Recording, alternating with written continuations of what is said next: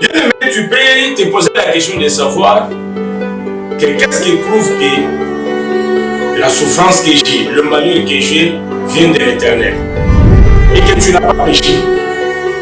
Mets-toi en tête que cette souffrance vient de l'Éternel. Marche dans les deux droits, tu n'as pas volé, tu n'as pas escroqué, et tu es dans la crainte de Dieu, dans la sainteté, tu es dans la sainte doctrine, tu pries Dieu, mais tu vois le malheur t'arriver, tu vois la souffrance t'arriver, mets-toi en tête que cette souffrance vient de l'Éternel. Nous bénissons encore une fois le Seigneur pour sa grâce et son amour infini envers nous. Bien-aimés dans le Seigneur, soyez bénis de partout où vous êtes. Nous sommes toujours dans notre chapitre 1 qui nous attire ce malheur.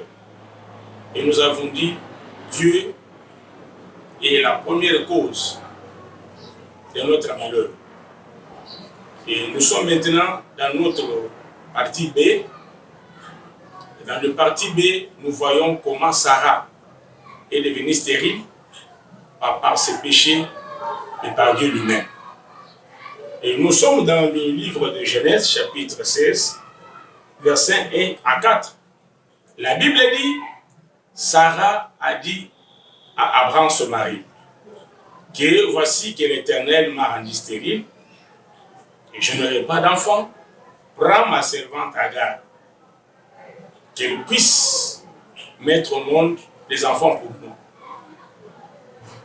Donc, nous comprendons par là que il y a beaucoup de stériles aujourd'hui qui sont devenus stériles, pas parce qu'ils ont péché, pas parce qu'ils ont commis l'adultère, pas parce que la dot a été mal bouffée, mais elles sont stériles parce que Dieu l'a voulu que ce soit ainsi. Il y a certains chômeurs aujourd'hui qui sont chômeurs. Il a beaucoup de diplômes, il n'a pas de travail. Dieu cause de son chômage.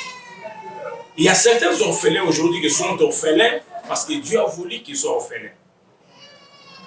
Nous avons des gens qui meurent aujourd'hui parce que Dieu a voulu qu'ils puissent mourir. Il y a des gens qui sont empoisonnés aujourd'hui parce que Dieu a voulu qu'ils soient empoisonnés. Il y a ceux qui ont connu des accidents aujourd'hui parce que Dieu a voulu qu'ils puissent mourir passant par un accident. Donc Dieu est cause de beaucoup de problèmes dans nos vies. Et la Bible dit, si vous continuez au chapitre 21, verset 1 à 3, la Bible dit, Dieu s'est souvenu de Sarah. Donc, Dieu s'est souvenu de ce qu'il avait parlé à Sarah. Parce que quand il était de passage chez lui, il lui a dit, l'année prochaine, à la même époque, je reviendrai. Tu seras enceinte et tu auras un fils du nom d'Isaac. Or, qu'Isaac, c'est-à-dire rire seulement. Et quand Sarah a eu le message, elle a commencé à rire, oubliant que le fait de rire, ce serait le nom de son fils. Et l'enfant s'appelait Isaac, ce qui signifie « Le Seigneur m'a fait rire jusqu'à cet âge ». Je parle à celui qui a eu le temps de sourire. Tu as souri il y a longtemps. 2022, tu n'as pas eu le temps de sourire.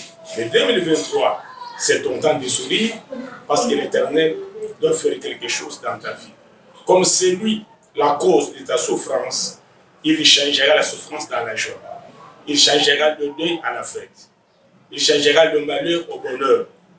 Il changera le chômage au travail. Il changera la pauvreté à la richesse. Parce que la souffrance venant de l'Éternel n'est pas éternelle. Que Dieu vous bénisse. Je te posais la question de savoir que qu'est-ce qui prouve que la souffrance que j'ai, le malheur que j'ai, vient de l'Éternel. Si tu souffres et que tu n'as pas péché, mets-toi en tête que cette souffrance vient de l'Éternel. Job dit, je suis en train de souffrir injustement. Je suis juste devant l'Éternel. Je peux comparaître avec lui. Qu'il vienne et que nous puissions être jugés. Que chacun parle. Moi, je dois parler et l'Éternel doit parler. Parce que je me sens juste. Quand mes enfants péchaient, je donne des holocaustes pour les péchés de mes enfants. Donc, je suis en train de souffrir injustement. Donc, cette souffrance me vient de la part de l'Éternel.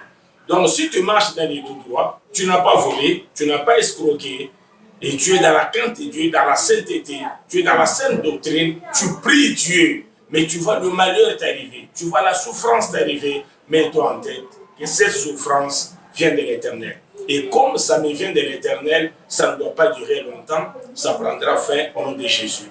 Et si tu crois à ce message, que c'est la parole de Dieu, que ta souffrance prenne fin au nom de Jésus. Si vous avez des questions, bien-aimés dans le Seigneur, veuillez nous écrire sur les commentaires en bas de notre écran et ça nous arrivera. Et notre prière au devant de vous est que vous puissiez vous abonner massivement afin que vous puissiez nous écouter à chaque moment et à chaque instant.